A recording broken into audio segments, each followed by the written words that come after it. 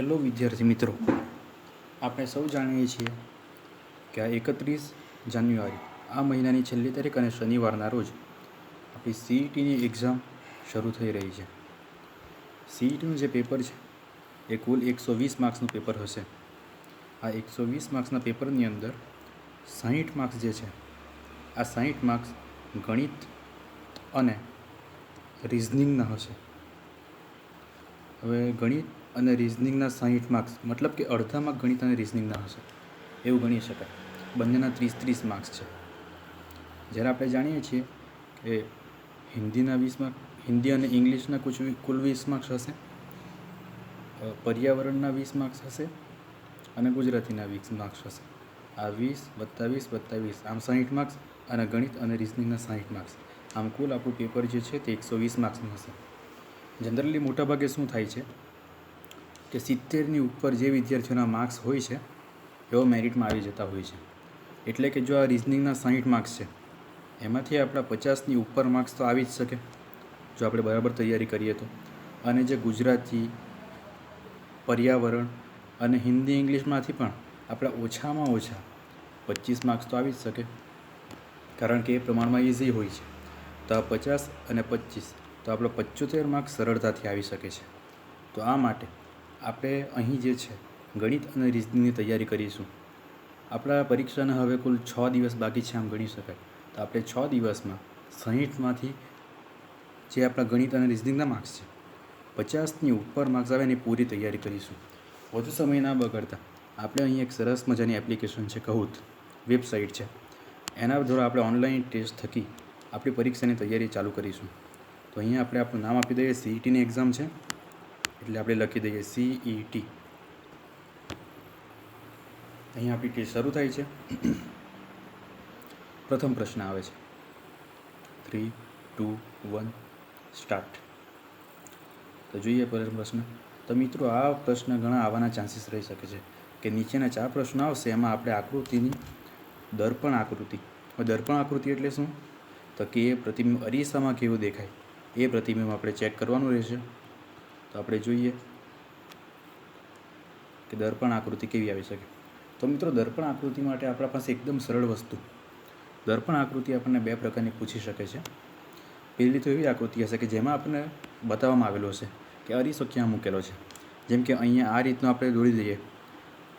અહીંયા જે આપણે આકૃતિ દોરેલી છે બ્લુ કલરથી એ અરીસો દર્શાવે છે. તો પહેલી વસ્તુ તો આપણને આ રીતના પૂછી શકે કે અરીસો આપણને વિવિધ જગ્યાએ બતાવેલો હોય અને એના પરથી આપણને પૂછે કે અરીસો આ જગ્યાએ હોય તો આપેલી જે આકૃતિ છે આ આકૃતિ એનું કેવું પ્રતિબિંબ મળી શકે. અને બીજી રીતના પૂછી શકે કે આપણને અરીસો ના આપેલું જેમ કે આ આકૃતિમાં છે તો ઘણું સરળ છે કે એને આપણે ઉલટાવી નાખવાનું હોય. અને આપણે શોર્ટકટ ટ્રીક ઘણી શીખવાના છીએ આ પીરિયડમાં, આપણા જે ક્લાસીસ છે એમાં.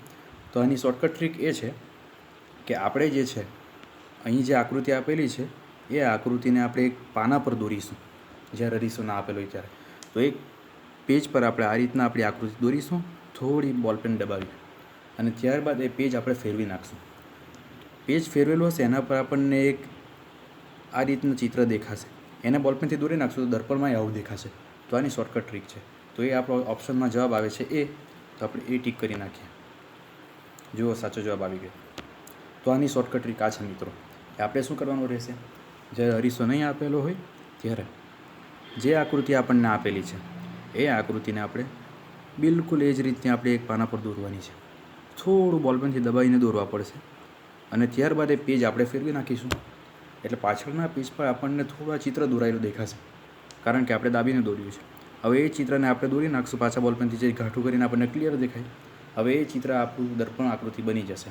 તો આને આપણે ફેરવીશું પાના પર તો એ પાના પર આપણને આ રીતનું દેખાશે. તો આ આપણો જવાબ છે જે છે ઓપ્શન એ. તો આ એક સરળ આનો જે છે તે ટ્રીક છે. આનાથી તમારે કંઈ વધારે મહેનત કરવાની જરૂર નહીં અને સરળતાથી આનો જવાબ મળી જાય. સીઈટીના પેપરમાં પણ આપણને રફ કાર્ય કરવાની જગ્યા આપેલી હશે જ્યાં આપણે સરળતાથી આ કરી શકીએ છીએ. તો જઈએ આપણે નેક્સ્ટ ક્વેશ્ચન પર. બીજો ક્વેશ્ચન, નેક્સ્ટ ક્વેશ્ચન, પ્રશ્ન નંબર 2. આપણે આજે કુલ 20 પ્રશ્નના સોલ્યુશન કરીશું. તો જો બહુ સરળ છે, ચાલો તમે પણ નોટ અને પેન કાઢી લો. અહીંયા આપણી પાસે સમય છે 84 સેકન્ડનો, 83, 82, મતલબ 1.5 મિનિટ જેવી બાકી છે. પ્રશ્ન નંબર 2. તો શું કરીશું મિત્રો, આપણું જે પેજ છે એના પર આપણે આ આકૃતિને બોલપેનથી એકદમ થોડું દબાવીને, એકદમ પણ નહીં કે બોલપેન આપણું જે પેજ છે એ ફાટી જાય. ઓકે, એવી રીતના આપણે આને ડ્રો કરી દઈશું. તો ડ્રો કરી દઈએ છીએ. આ થઈ ગઈ આપણી આકૃતિ. પેજ ફેરવીશું. જો મિત્રો, આકૃતિ જેમની તેમ જ રહે છે, કંઈ ફરક પડતું નથી. તો હવે થોડું ધ્યાન રાખજો, આપણો જે ઓપ્શન છે એ છે સી. તો જવાબ આવશે સી. છે ને મિત્રો ઇઝી? ઓકે, તો આપણે સી ઓપ્શન ટીક કરી દઈએ, ગ્રીન કલર. લેવો, એક પણ સાચો, ફરી એક સાચો પ્રશ્ન થઈ ગયો. એક જ મિનિટ. ઓકે, ત્રીજો પ્રશ્ન છે. એમાં એક બોક્સ આપેલું છે. શું કરશો મિત્રો? હવે તમે કહેશો યસ, વેરી ગુડ. આપણે એક પેજ પર ડ્રો કરી દઈશું. એક મિનિટ. આ છે આપણું બોક્સ. એની અંદર છે 8 લખેલું છે. પેજ ફેરવતા આપણને કોઈ પ્રકારનો ફેરફાર જોવા મળશે નહીં. અને આપણો 8 જવાબ આવી ગયો. ઓકે ઓકે, તો આપણો જવાબ છે, એક મિનિટ, કેન્સલ, સોરી, એક મિનિટ, રેકોર્ડિંગનું ક્વેશ્ચન છે. ઓકે, ચાલુ છે. તો અહીંયા આપણો જવાબ આવશે એ, કારણ કે ચિત્ર જેમનું તેમ જ રહેશે. તો આપણો એ જવાબ આવશે. એ ટીક કર્યો છે અને જવાબ સાચો થઈ ગયો. પણ મિત્રો, આપણે એક વાત કરી રહ્યા હતા કે જો આપણને અરીસો આપેલો હોય તો શું કરવું. મિત્રો, તો ઘણું ઇઝી વસ્તુ છે. આપણે પહેલી વસ્તુ એ જોવાની રહેશે કે અરીસો કઈ જગ્યાએ આપેલો છે. એક જ મિનિટ.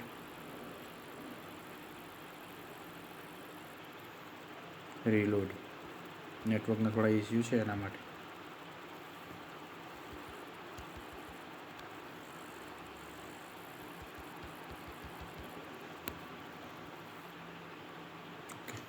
સોરી. તો ફરી આપણે જોઈ લઈએ. તો જો આપણને આપેલું હોય, ધારો કે આપણને એક આકૃતિ આપેલી છે અને એ આકૃતિમાં આપણને શું કહેલું છે, અરીસો આપી દીધેલો છે. ધારો કે અરીસો આપણને નીચેની તરફ આપેલો છે. ત્યારે શું કરવું? તો મિત્રો, આપણને ઘણી ઇઝી વસ્તુ છે. મતલબ વસ્તુ ઉપર છે, ઉપરની તરફ, અને અરીસો આપણને આપેલો છે નીચેની તરફ. આ આપણો અરીસો છે. તો હવે આ પરિસ્થિતિમાં શું કરવું? તો કે આપણી જે નોટ અથવા તો પેપર, એને ખોલીએ તો એના બે ભાગ થશે, બે પેજ થશે. તો નોટ આપણી જે ખોલીએ તે આ રીતના છે. ઓકે, અને પેપર પણ. તો આપણે શું કરીશું? અહીંયા જુઓ કે વસ્તુ ઉપરની તરફ છે અને અરીસો નીચેની તરફ છે. તો આપણે પેજને પણ, આપણી નોટને પણ એવી રીતના ફેરવી નાખીશું કે એનું એક પેજ ઉપરની તરફ જતું રહે, આ તરફ, અને બીજું પેજ આવી જાય નીચેની તરફ. તો સૌપ્રથમ આમ કરી નાખ્યું કે આપણી નોટબુક છે, એક પેજ ઉપરની તરફ અને એક પેજ નીચેની તરફ. હવે આ આપણો અરીસો થઈ ગયો છે. વસ્તુ ક્યાં છે મિત્રો? ઉપર છે કે નીચે? તો કે ભાઈ, વસ્તુ ઉપરની તરફ છે. તો આપણું ચિત્ર આપણે ઉપરની તરફ દોરશું. હવે આ જે આપણું ઉપરનું પેજ છે એને આપણે પલટીને નીચેની તરફ કરી નાખશું. એટલે આ પેજ ફરી ગયું અને અહીંયા આપણને, સોરી, ઓકે, આ જે આપણું પેજ છે આપણે ફેરવી નાખ્યું. તો એ પેજ અહીંયા નીચેની તરફ આવી જશે અને એ પેજમાં આપણને જે આપણું ચિત્ર દેખાઈ રહ્યું છે એ ચિત્ર આપણને કંઈક આ રીતનું મળશે. તો આ ઘણી સરસ રીત છે. બીજું એક ચિત્ર આપણે જોઈ લઈએ જેથી આપણી વિષયવસ્તુ વધુ ક્લિયર થઈ જાય. ધારો કે આપણી પાસે એક ચિત્ર છે. આ આપણને એક ચિત્ર આપેલું છે. 4 ચિહ્નો આપણા ગાણિતિક પ્રક્રિયાના, એક તો કે ભાગાકાર, સરવાળો, ગુણાકાર અને બાદબાકી. ધારો કે આ ચિત્રમાં આપણને અરીસો ઉપરની તરફ આપેલો છે. આ રહ્યો આપણો અરીસો. ચિત્ર નીચેની તરફ છે. તો મિત્રો, આપણી નોટબુક છે અથવા તો ક્વેશ્ચન પેપર જે CETમાં હશે એના બે ભાગ છે. એક તો ડાબી તરફનો ભાગ અને એક છે આપણો જમણી તરફનો ભાગ. શું કરવાનું છે આપણે? તો કે અહીંયા આપણો અરીસો ઉપર છે અને આપણું જે આકૃતિ છે એ નીચેની તરફ છે. તો આપણે આપણી નોટબુક અથવા ક્વેશ્ચન પેપર એ રીતના કરવાનું છે કે એના બે પેજ, ડાબું અને જમણું, એક ભાગ ઉપરની તરફ જતો રહે અને એક ભાગ આપણો આવી જાય નીચેની તરફ. તો આ રીતના આપણે એને ફેરવી નાખશું. મિત્રો, કેવી રીતના ફેરવશું? કેટલા અંશના ખૂણે? તો કે 90 અંશના ખૂણે ફેરવીશું આપણું ક્વેશ્ચન પેપર. બરાબર. આપણે સોલ્યુશન આ રીતના કરશું જેથી એક પ્રશ્નમાં આપણને ઘણા પ્રશ્નો સોલ્વ થઈ જાય. હવે અરીસો ઉપર છે અને આકૃતિ નીચે છે. તો ઉપર આપણો અરીસો થઈ ગયો, આ થઈ ગયો આપણો અરીસો, અને આ નીચે થઈ ગઈ આપણી આકૃતિ. તો સેમ આકૃતિ આપણે નીચે દોરી નાખીશું. તો આ આપણી આકૃતિ જે છે અહીંયા આપણે દોરી નાખીએ, 4 ભાગ કરી નાખીએ. એક ભાગાકારનું ચિહ્ન છે, સરવાળો છે, ગુણાકાર છે અને માઇનસ. હવે આ પાનું જે છે એક જ દિશામાં પલટી શકાય, ઉપરની તરફ, બીજું તો કોઈ ઓપ્શન જ નથી. તો આ પાનું આપણે ઉપર પલટી નાખીશું.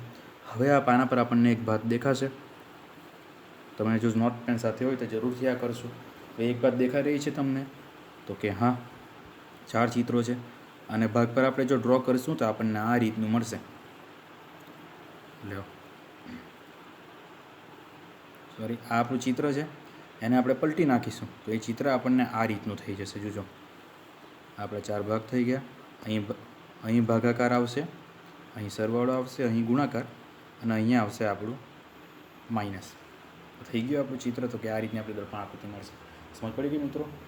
આ એકદમ ઇઝી રીત છે દર્પણ આકૃતિની. ગમે જેટલી અઘરી આકૃતિ આપેલી આને આપણે સરળતાથી સોલ્વ કરીશું.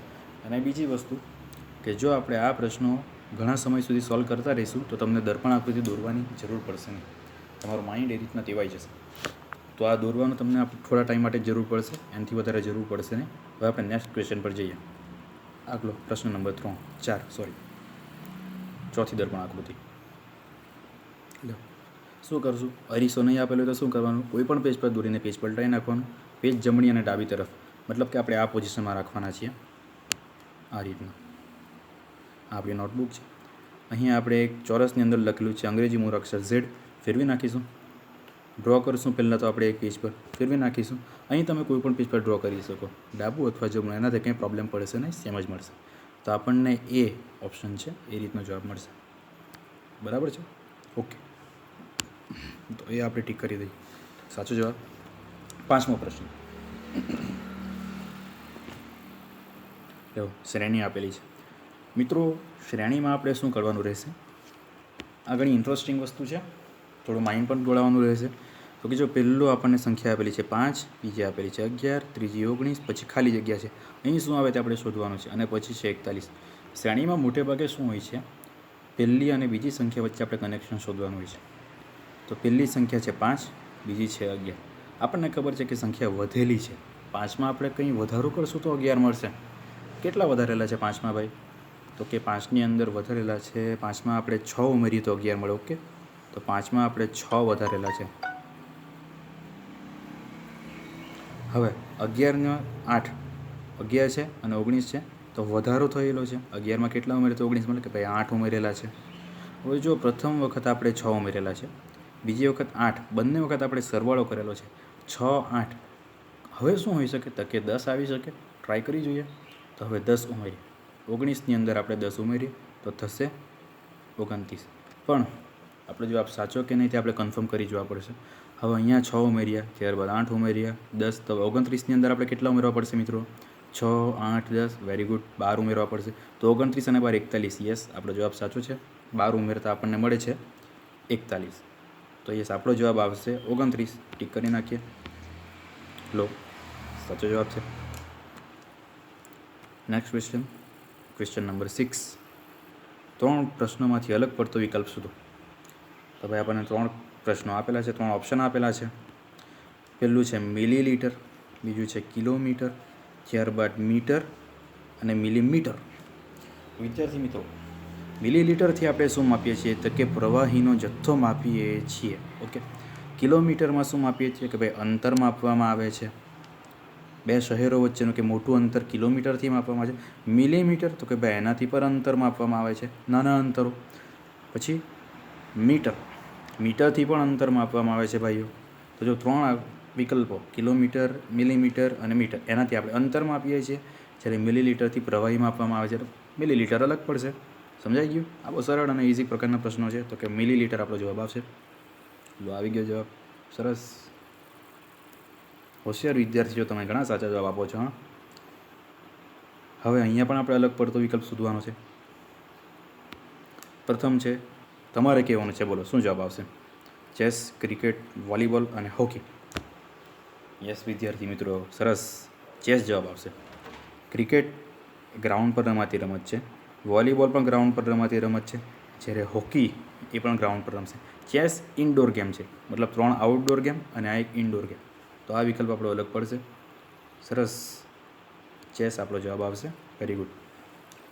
આગળ જઈએ. ક્વેશ્ચન નંબર 8, 8મો પ્રશ્ન.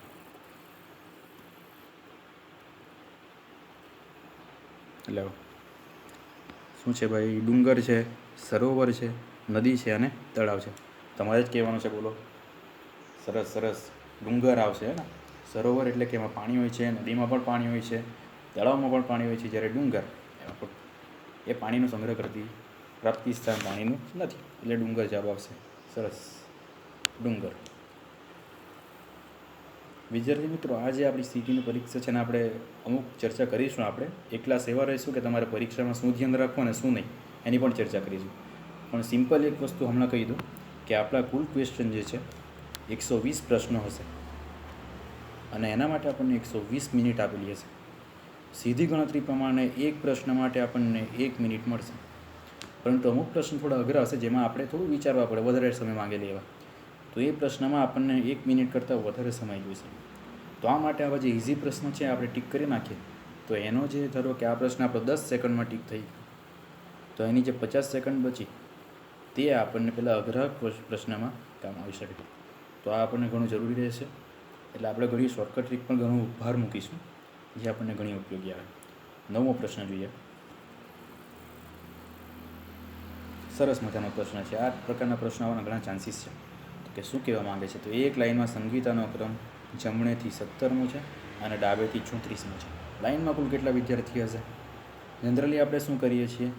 17 વત્તા 34, 7 ને 4 11 ને 1 વધે 1 3 ને 2 5. તો કે આપણે ટીક કરીશું 51, કે ભાઈ જવાબ 51 આવશે.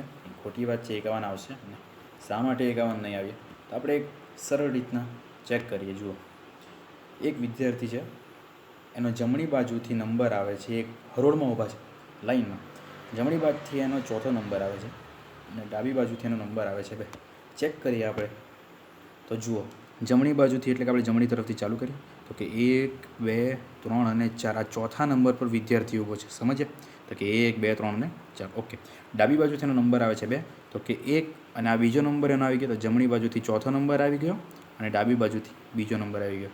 તો હવે જો કેટલા વિદ્યાર્થી થયા? તો કે 1 2 3 4 અને 5. લેવો, વિદ્યાર્થી તો 5 થયા.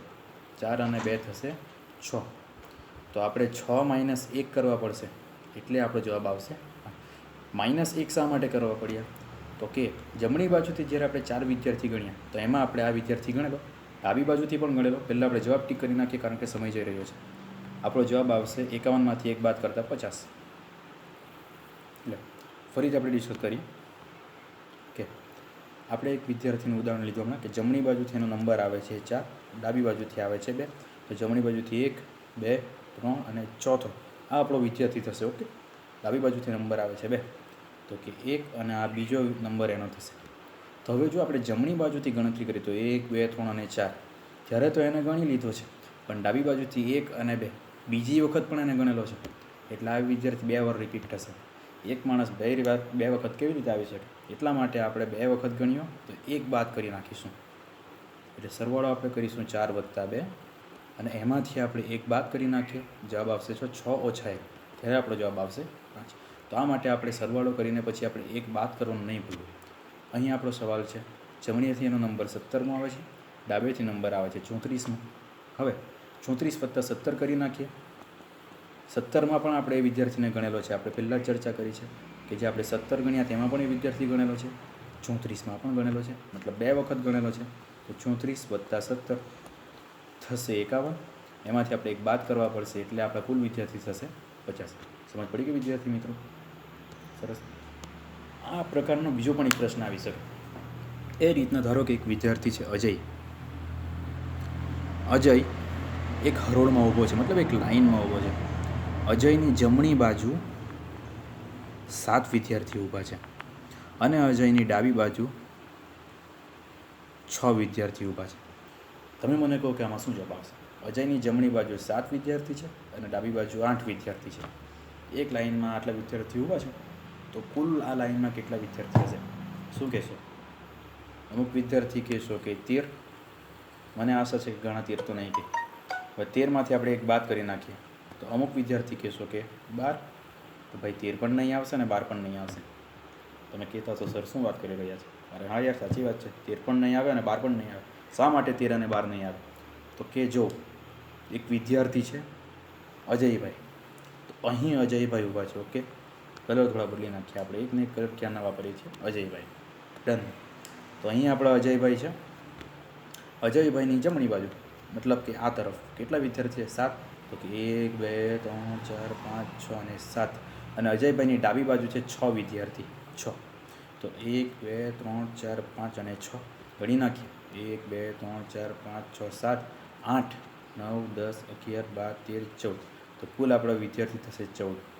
14 એટલા માટે કે તમે સમજી ગયા છો કે અજયભાઈ તો ઊભેલા છે, એમનું નામ નથી, એની જમણી તરફ 7 વિદ્યાર્થી છે એટલે એ 7 થઈ ગયા.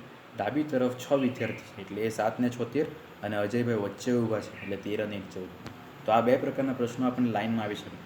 એક તો જમણેથી નંબર આપ્યો હોય અને ડાબેથી નંબર, જેમ કે આ પ્રશ્ન જમણેથી 17મો નંબર અને ડાબેથી 34મો નંબર. એમાં આપણે 2 વાર બંને સંખ્યાઓનો સરવાળો કરી -1 કરી નાખવાનું રહેશે. જ્યારે આપણને એમ કીધું હોય કે વિદ્યાર્થીની જમણી તરફ આટલા વિદ્યાર્થીઓ ઊભા છે અને ડાબી તરફ આટલા ઊભા છે, તેમાં આપણે બંને સંખ્યાનો સરવાળો કરી ઉમેરવા પડશે. ક્લિયર થઈ ગયું મિત્રો? આપણે આ રીતના બીજા પ્રશ્નો પણ આગળ જોઈશું. આપણે આ બેચ ટ્રાય કરીશ કે રોજ આપણે આના ક્લાસીસ લઈએ, જેથી પ્રમાણમાં તમને સરળ રહેશે. નેક્સ્ટ ક્વેશ્ચન પર જઈએ. Question number 10. 1 કરોડમાં કેટલા હજાર હોય છે ભાઈઓ? સિમ્પલ. અને આ પ્રશ્ન બીજી રીતના આપણે વિચારીએ તો કે 1 કરોડ રૂપિયા માટે આપણને 1000 રૂપિયાની કેટલી નોટ જોઈએ, આ રીતના પણ વિચારી શકાય. તો 1 કરોડમાં કેટલા હજાર હોય? તો ભાઈ સરળ વસ્તુ છે, ટ્રાય કરીએ. એકમ, દશક, 100, સિમ્પલ વસ્તુ છે. અને આપણે બીજી રીતના જોઈએ તમને સરળ રહેશે. આપણે કહીએ કે 7000. 7000 લખીએ તો 1000ની આગળ આપણે કેટલા લખી દઈએ છીએ ભાઈ? 7. લો સિમ્પલ. હવે 8000 લખીએ તો 3 0 એની આગળ જે સંખ્યા હોય તે. 12000 લખવું હોય તો કલર ચેન્જ કરી નાખીએ, આ કલર દેખાતો ના છે. ડન. તો કે 12000 લખવા હોય તો 3 0ની આગળ આપણે 12 લખી દઈએ. તો હવે આપણે 1 કરોડમાં કેટલા હજાર હોય એના માટે શું કરવું જોઈએ? કે પહેલાં 1 કરોડ લખી નાખીએ. તો કે 1 એકમ, દશક, 100, 1000, 10000, લાખ, 10 લાખ અને 1 કરોડ થઈ ગયા. 1 કરોડ. હવે એમાં 1000 કેટલા હોય છે? તો કે 3 0ની આગળ જેટલી સંખ્યા હોય તેટલા 1000 થઈ ગયા. સમજ પડે છે મિત્રો? પહેલું હતું ને કે 12000, કે 3 0ની આગળ 12 છે મતલબ 12000 થઈ ગયા. 8000 તો કે 3 0ની આગળ 8 છે એટલે 8000 થઈ ગયા. અહીંયા 3 0ની આગળ કેટલા છે? તો કે એકમ, દશક, 100, 1000 અને 10000 મતલબ 10000. તો 1 કરોડમાં કેટલા હજાર હશે? તો કે ભાઈ 10000 હશે. Option red colour, 10000. સમજ? બીજો એક ક્વેશ્ચન જોઈએ આ રીતનો, જેથી તમને વધારે ક્લિયર થઈ જાય. તો કે 1 લાખ, 1 લાખમાં કેટલા હજાર હોય? બોલો શું કરીશું? સિમ્પલ છે, લાખ લખી નાખીએ. પહેલાં 1 લાખ આ રીતના લખાશે. 1 લાખ થઈ ગયા. 1 લાખ એકમ, દશક, 100, 1000, 10000 અને લાખ. 1 લાખ એમાં કેટલા હજાર હોય છે? કે ભાઈ 1000માં કેટલા ઝીરો હોય છે? 3 0 હોય છે. તો 3 0ની આગળ આ કેટલા છે? તો કે 100. તેમાં 100,000 હશે. મતલબ સિમ્પલ, 1 લાખ માટે 1000ની આપણને 100 નોટ જોઈશે. સમજ પડી ગઈ?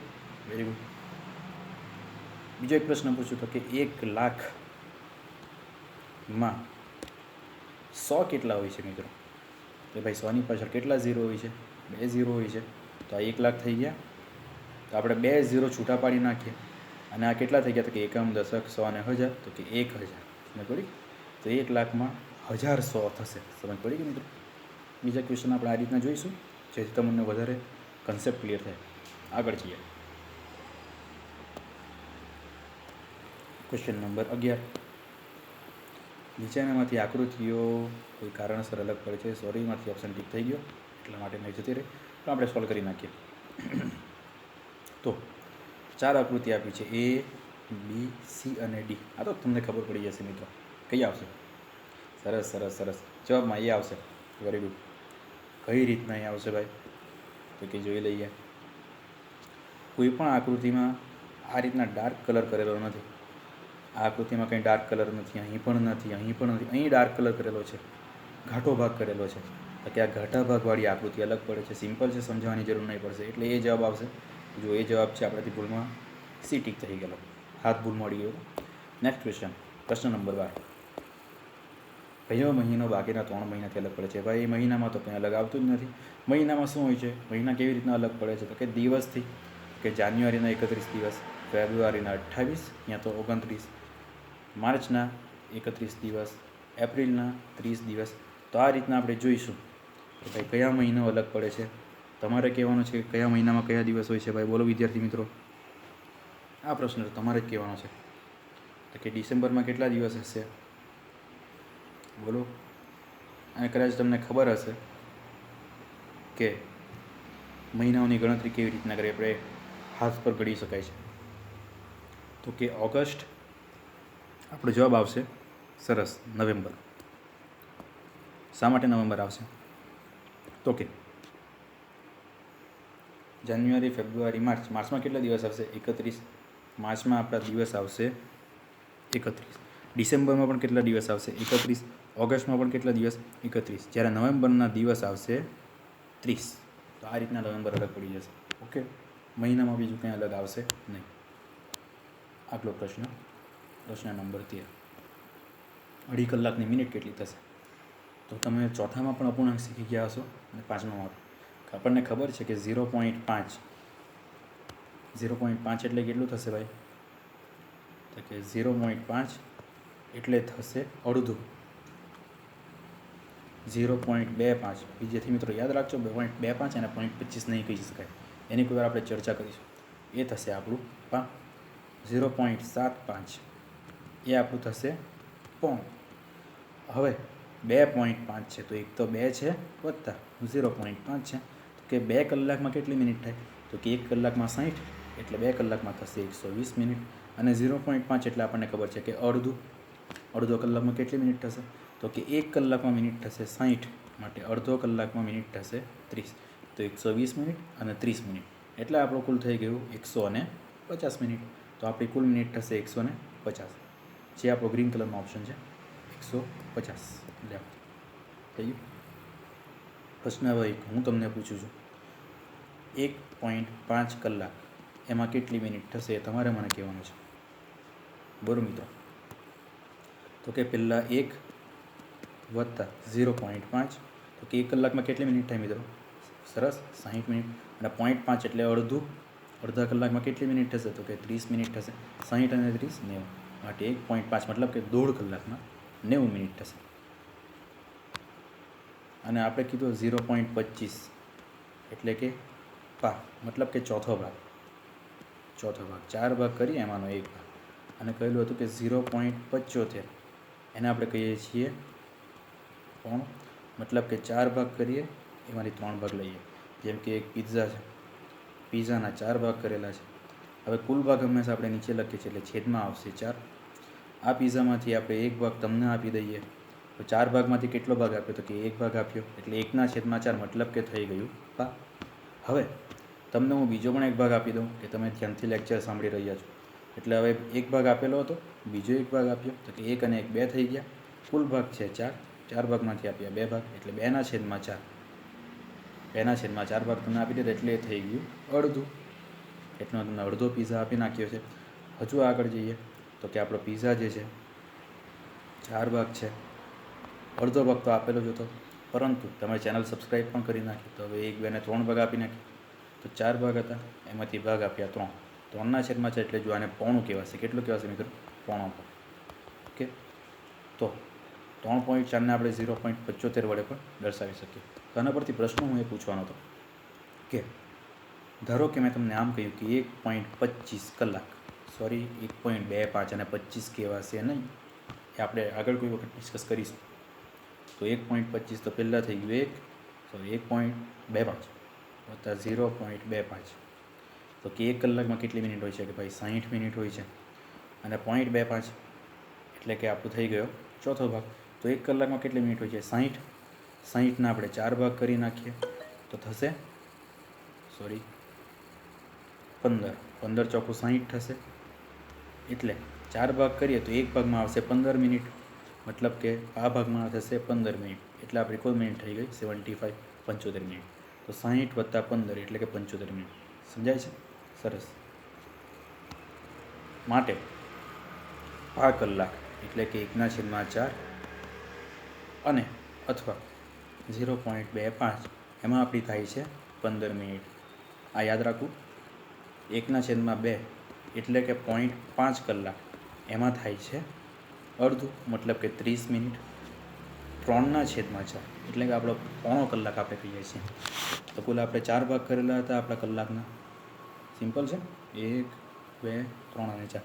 એક ભાગમાં કેટલી તો કે એક ભાગમાં 15 મિનિટ આવી હતી, માટે 15. કલર બદલી નાખીએ આપણે. 15 15 15 15 અને 15. 4 ભાગ કરી નાખ્યા તો કે ભાઈ કરી નાખીએ. એક ભાગમાં આવે છે 15 મિનિટ. કેટલા ભાગ લેવાના? 1, 2 અને 3. 15 15 30, 15 40 45. તો આપણી મિનિટ કેટલી થશે? 45 મિનિટ. અને એને આપણે 0.75 કલાક કહીશું. તો સમજ પડે છે મિત્રો કે 1/4 એટલે કે થશે 5 કલાક. 5 કલાકમાં મિનિટ થશે 15. 1/2 એટલે અડધું 0.5, એમાં મિનિટ થશે 30. અને પોણો ભાગ 3/4 કલાક એટલે કે 0.75 કલાક, એમાં આપણી કુલ 45 મિનિટ થશે. સમજ? તો હું તમને આમ કહું કે 1.75 કલાક, તો કે 1 કલાક આખો છે અને 0.75 એટલે કે પોણો કલાક થશે. તો 1 કલાકમાં 60 મિનિટ અને પોણા કલાકમાં આપણે જોયું 45 મિનિટ. 60 + 45 105 મિનિટ થશે. તો આ રીતના પ્રશ્નો આવી શકે. વધુ પ્રશ્નો આપણે પ્રેક્ટિસ કરીશું જેથી તમને ખ્યાલ આવી જાય. ઓકે, સરસ. પ્રશ્ન નંબર 14. આ પ્રશ્ન આપણે જોઈ લઈએ. બે સંખ્યાઓનો સરવાળો 28 છે અને તફાવત 6 છે. તો કે સરવાળો 28 અને તફાવત મતલબ માઇનસ, બાદબાકી. એક વિદ્યાર્થી પાસે 50 રૂપિયા હોય, બીજા વિદ્યાર્થી પાસે 20 રૂપિયા હોય. તો બંને વચ્ચે કેટલો ફરક છે? બંને પાસે રૂપિયા જે છે એમાં. તો કે આપણે સિમ્પલ કહી શકીએ કે 30 રૂપિયાનો ફરક છે. પહેલા વિદ્યાર્થી પાસે 30 રૂપિયા વધારે છે, તો એને તફાવત કહેવાય છે. તો હવે આપણે જોઈએ કે આપણને બે સંખ્યા આપેલી છે, બંનેનો સરવાળો 28 થવો જોઈએ અને એનો જે તફાવત છે એ તફાવત થવો જોઈએ 6. મતલબ કે સરવાળો થવો જોઈએ 28 અને બાદબાકી થવી જોઈએ 6. ચેક કરીએ તો કે આ સિમ્પલ 9 અને 3નો સરવાળો કરશું, એકી સંખ્યાનો સરવાળો, તો એ એકમનો અંક 2 આવશે. આપણને સરવાળામાં 8 જોઈએ છીએ. આનો સરવાળો આપણને મળશે 32. સરવાળો તો આપણો 28 થયેલો છે એટલે આ ઓપ્શન નહીં આવે. 18 અને 12 એનો સરવાળો થશે 30, આપણને નહીં આવે. 17 અને 11 એનો સરવાળો મિત્રો 28 થશે, પણ શું તફાવત મતલબ બાદબાકી 6 થાય છે કે હા. 17 - 11 કરીશું તો આપણને જવાબ 6 મળશે. મતલબ આપણો જવાબ આ આવશે 11 અને 7. 12 અને 16નો સરવાળો તો આપણો 28 થઈ જશે, પણ એનો તફાવત બાદબાકી 4 જ થશે, એટલે આ ઓપ્શન આપણો જવાબ આવશે. સરસ. Question number 15. આ રીતના પ્રશ્નો મિત્રો મોટે ભાગે હોય જ છે. શું છે આ પ્રશ્નમાં કે 7/56 ડબલ છે, તો પછી 9 કેટલા. તો અહીં શું છે કે 7 અને 56 વચ્ચેનું આપણે કનેક્શન શોધવા પડશે કે 7 અને 56 વચ્ચે શું કનેક્શન હોઈ શકે, શું સંબંધ હોઈ શકે. તો કે 7નો ઘડિયો આપણે બોલીએ 7 × 56 આવે છે, ખ્યાલ છે તમને? 7 × તો કે 56. તો આપણે 9 × કરશું. 9 × કેટલા થશે મિત્રો? યસ, 72. તો આપણો જવાબ આવશે 72. લે, આ રીતના પ્રશ્નોની એક વિશાળ શ્રેણી હોય છે. શા માટે? અલગ અલગ રીતના પૂછી શકાય. તમને એમ પૂછેલું કે 4 2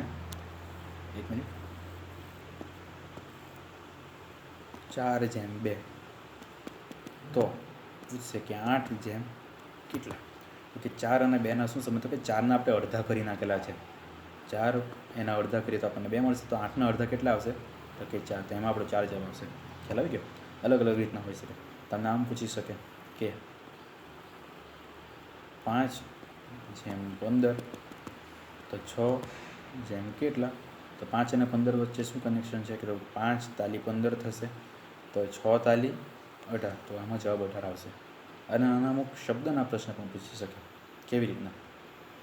તો કે આપણને પૂછી શકે કે પેન હોય અને પૂછેલું હોય કે નોટબુક ડબલ છે. તો આપણને પૂછે કે ચોક. અહીં શું આવશે કે પેનથી આપણે શામાં લખીએ છીએ? નોટબુકમાં. ચોકથી શાના પર લખીએ? તો કે પાટિયું. ઓકે, તો આ રીતના પ્રશ્નો આવી શકે. નેક્સ્ટ ક્વેશ્ચન જઈએ. પ્રશ્ન નંબર 16, છેલ્લા 5 પ્રશ્નો છે. લેવો આવી ગયો ને, ભૂલમાં ટીક થયું પણ પછી ગયા. તો કે શાહી અને પેપર. કે શાહીથી શાના પર લખાય? પેપર પર. તો ચિત્ર અને ચિત્રકાર ભાઈ આવતો નથી, આ તો લખાણનો સંબંધ છે. કલાકાર અને નાટક આ પણ નથી. પેન અને પેન્સિલ અહીંયા છે કે ચોકથી શાના પર લખાય? કાળું પાટિયું પર. લખવાનો સંબંધ છે ને, એટલે ચોક અને કાળું પાટિયું આવશે. ઓકે, એક મિનિટ. છેલ્લા 4 પ્રશ્નો. પ્રશ્ન નંબર 17.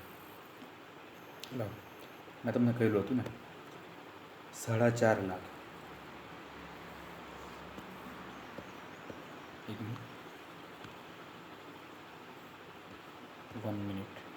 4.5 લાખ. ઓકે, એક શહેરની વસ્તી છે 4.5 લાખ. મેં તમને કહેલું કે 0.5 છે. સૌ પ્રથમ તો 4.5 એટલે 4.5, મતલબ કે 4 + 0.5. અને શું લખ્યું છે? લાખ છે, તો કે 4 લાખ.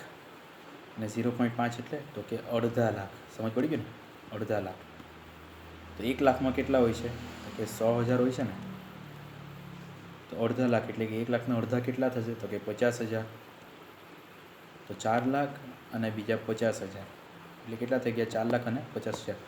તો આ શહેરની કુલ વસ્તી છે જે 4.5 લાખ છે. મતલબ કુલ વસ્તી થઈ ગઈ 4 લાખ અને 50,000. આ કુલ વસ્તી છે.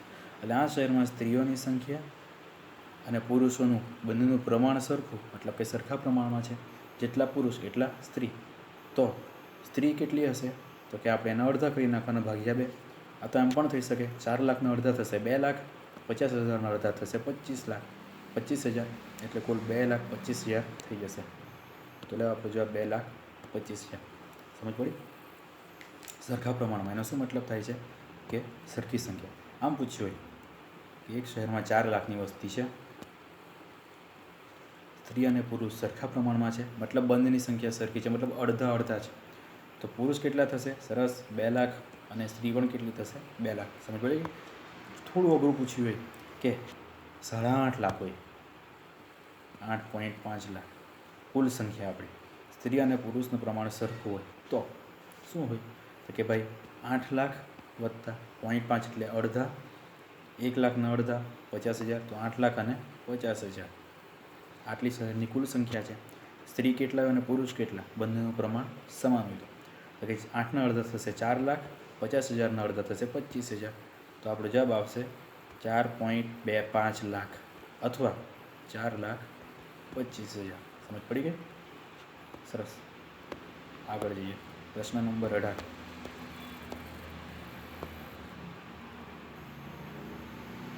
અહીં ઇમેજ અપલોડ થઈ નથી એટલે આપણો ક્વેશ્ચન અધૂરો છે. પણ કાટકોણ તમને ખબર છે? કાટકોણ કોને કહેવાય? કે આ પ્રકારનો ખૂણો હોય એને કાટખૂણો કહેવાય. જો આપણે આ સ્ક્રીન છે, આપણી આ જે સ્ક્રીન છે, તો આ કાટખૂણો કહેવાશે. ઓકે, ડાબી તરફ જોઈએ તો આ સ્ક્રીનની 2 ધાર છે ને, ઊભી ધાર અને આ ઊભી ધાર, અને આ થશે આડી ધાર. તો આ જે ખૂણો છે ને કાટખૂણો કહેવાય. આ પ્રકારના ખૂણા, આ બધા ખૂણા કેવા કહેવાય છે? કે કાટખૂણો. તમારા મોબાઈલની પણ ઊભી ધાર અને આડી ધાર, એની વચ્ચે જે ખૂણો છે એ કાટખૂણો છે. કાટખૂણો સમજ પડી છે? તો અહીં તો આપણો જે છે વિકલ્પ નથી આપ્યો, એટલે આપણે કોઈ પણ ટીક કરી નાખીશું. લો, ભૂલમાં સાચું આવી ગયો હતો. છેલ્લા 2 પ્રશ્નો. સરસ. 1 કિલોગ્રામ મગની કિંમત 120 રૂપિયા હોય. તો કે 1 કિલોગ્રામ મગ એની કિંમત છે 120 રૂપિયા. તો 1/4 મતલબ કે ચોથા ભાગ મગની કિંમત કેટલી હોય? તો 120ના આપણે ચોથો ભાગ કરી નાખવાના, મતલબ 120/4. સિમ્પલ શું કે 12નો પણ ચોથો ભાગ કરી શકાય, પાછળ 0 હોય ત્યારે. 12/4 કેટલા થાય? કે 4 તાલી 12 અને આ એક 0 છે એટલે 30. તો આ ભાગ મગની કિંમત 30 રૂપિયા થશે. એટલે આપણે જવાબ ટીક કરી નાખીએ 30 રૂપિયા. હવે આપણે આગળનું વિચારીએ. થોડું આપણે નેક્સ્ટ લેવલના પ્રશ્નો જોઈશું. 1 કિલોગ્રામ ધારો કે ખાંડની કિંમત 400 રૂપિયા છે ભાઈ. કેટલા રૂપિયા છે? 400. તો 1/4 મતલબ ચોથા ભાગની ખાંડની કિંમત કેટલા રૂપિયા થાય? તો કે આપણે 400ના કેટલા ભાગ કરવાના ભાઈ? તો કે 4 કુલ ભાગ હંમેશા છેદમાં આવે છે ને, 4 ભાગ કરવાના. તો કે 4 ભાગ કરી નાખીએ. તો કે 1, 2, 3 અને 4.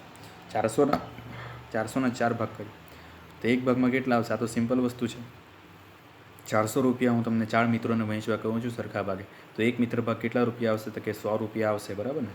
તો એક ભાગમાં આવશે 100, 100, 100 અને 100. હવે 4 ભાગમાંથી કેટલું લેવાનું છે? કે એક ભાગ, તો એક ભાગ, તો આપણો જવાબ આવશે 100. તો કે આપણી ખાંડ છે એની કિંમત 400 રૂપિયા પર કિલોગ્રામ છે, તો ચોથા ભાગ 1/4 જેટલી ખાંડની કિંમત કેટલી થશે? કે 100 રૂપિયા થશે.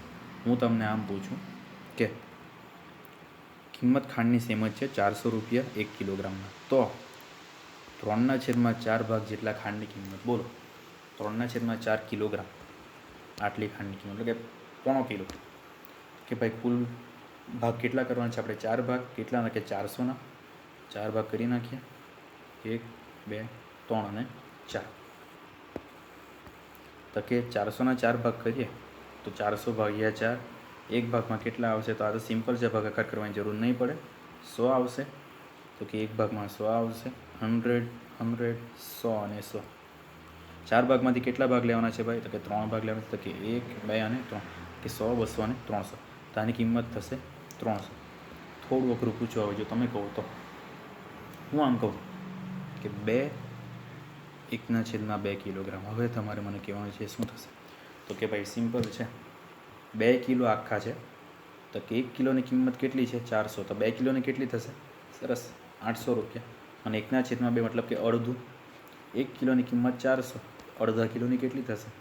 તો કે 200. અને 800 અને 200 કેટલા થાય છે? તો કે 1000 રૂપિયા. ઓકે, થોડું અઘરું હજુ પૂછીશ. સેમ પ્રશ્ન છે ભાઈ. ખાંડની કિંમત છે 400 રૂપિયા પર કિલો. હું તમને આમ પૂછું કે 3/4 કિલોગ્રામ ખાંડની કિંમત બોલો. શું કહેશો? કે ભાઈ 3 કિલો. તો કે 1 કિલોની કિંમત 400 છે, 4 × 4, 4 × 2, 4 × 12. 3 કિલોની કિંમત 1200 રૂપિયા થશે. અને ચોથા ભાગની કિંમત કેટલી થાય? તો કે 100 રૂપિયા. હવે 4 ભાગમાંથી આપણે કેટલા ભાગ લેવાના છે મિત્રો? સરસ, 4 ભાગ, એમાંથી આપણે 3, તો 4 ભાગ કરીએ તો એક ભાગમાં 100 આવશે. 100, 100 અને 100. એમાંથી કેટલા લેવાના છે? 3, કે 1, 2 અને 3, 100, 200 અને 300. તો 1200 + 300, 12 અને 3, 15. જવાબ આવશે 1500 રૂપિયા. ઓકે, તો આ રીતના પ્રશ્નો આવી શકે અને મને ખાતરી છે કે તમે સોલ્વ કરી નાખશો. Last question of the day, છેલ્લો પ્રશ્ન. 5 પૈસા 1 રૂપિયાનો કેટલામો ભાગ છે? તો સિમ્પલ વસ્તુ છે.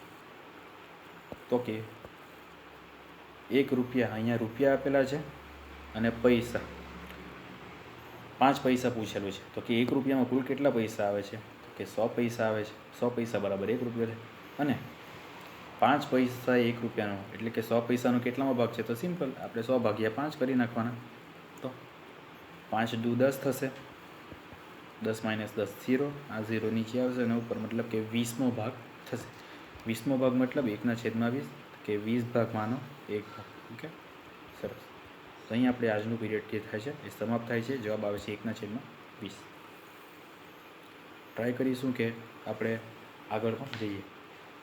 રિઝનિંગમાં આ રીતના પ્રશ્નો આવશે મિત્રો. શ્રેણી આવશે, અમુક આકૃતિઓ આપેલી હશે જેના પરથી આપણે પ્રશ્નોના જવાબ આપવાના છે. જેમ કે આપણે સિમ્પલ જોઈએ, 1-2 આકૃતિ આપણે જોઈ નાખીએ, જેથી તમારા કન્સેપ્ટ થોડા વધુ ક્લિયર થાય. ધારો કે આપણને એક આકૃતિ આપી હોય, આ રીતની આકૃતિ હોય, જોજો. આ એક આકૃતિ છે, સંખ્યા લખી છે, ધ્યાન આપજો. 1, 2, 3 અને 4. વચ્ચે લખ્યા છે 10.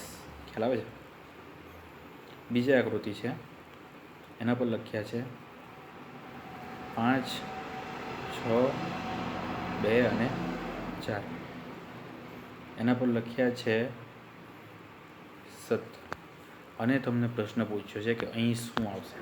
લખ્યું છે 10, 20, 4 અને 5. તો હવે અહીં આપણને પ્રશ્ન પૂછ્યો છે મિત્રો, મતલબ આ વચ્ચે જે છે બંને આકૃતિમાં એ આપણા જવાબ છે. મતલબ 17 પણ જવાબ છે અને 10 પણ જવાબ છે. હવે આ 4 સંખ્યા આપણને આપી છે બંને આકૃતિમાં, 1, 2, 3 અને 4. તો એનું આની સાથે શું કનેક્શન છે? કનેક્શનમાં શું હોઈ શકે? મોટે ભાગે સરવાળા હોય, બાદબાકી હોય, ગુણાકાર હોય, ભાગાકાર હોય. ઉપર નીચેની સંખ્યાનું કનેક્શન હોઈ શકે, જમણી બાજુને, અથવા 4 એ 4 સંખ્યામાં હોઈ શકે. તો આપણે આના માટે થોડું મગજ ઘસવા પડશે. જોઈએ શું છે ભાઈ, તો કે 2, 1, 4 અને 3 વધેલું છે. જવાબ 10 છે, જે આ 4 4 સંખ્યા કરતાં મોટો છે. તો આપણે સરવાળો કરી જોઈએ પહેલાં કે 2 અને 1 કેટલા થશે કે 3, 3 અને 3 6, 6 અને 4 10, મતલબ 4 4 સંખ્યાનો આપણે સરવાળો કરવાનો છે. અહીંયા એવું થયું, પણ બીજી આકૃતિ જરૂરથી ચેક કરી લેવી, બની શકે કે અલગ હોઈ શકે. તો 5 ને 2 7, 6 ને 4 10, 10 ને 5 15 ને 2 17, મતલબ સરવાળો જ કરવાનો છે. તો અહીંયા 20 ને 10 30, 30 ને 5 35, 35 ને 4 39, 39 આપણો જવાબ આવશે. ખ્યાલ આવી ગયો. બીજી એક આકૃતિ જોઈએ. સેમ આકૃતિ, સેમ પ્રકાર અલગ હશે. ધ્યાનથી જોયો. લખું છું એક આકૃતિ. અહીં લખ્યા છે 5, 6, 1 અને 2. જવાબમાં અહીંયા લખ્યું છે 8. ધ્યાનથી જોયો. અહીં લખ્યું છે 4, 6, 3 અને 4.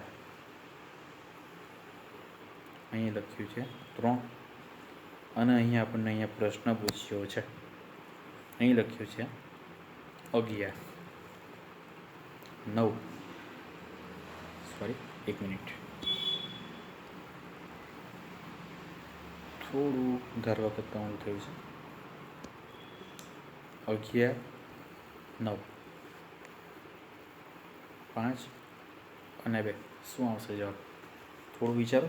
છેલ્લો પ્રશ્ન છે, ત્યારબાદ આપણે આવતા પીરિયડમાં મળીશું, નેક્સ્ટ પીરિયડમાં. 4 સંખ્યા આપી છે, સરવાળો કરી ગયો તો કે 6 ને 5 11, કે 6 અને 5 તો 11 થઈ ગયા. મોટે ભાગે શું કરવાનું હોય છે, થોડું ધ્યાન આપજો.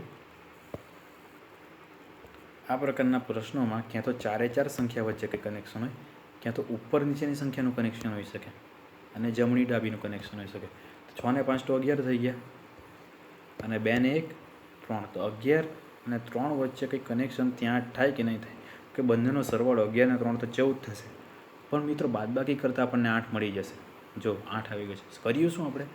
ઉપર અને નીચેની સંખ્યાનો આપણે સરવાળો કરી નાખ્યો, એનો જવાબ આવ્યો છે 11. જમણી અને ડાબીનો સરવાળો કર્યો, એનો જવાબ આવે છે 3.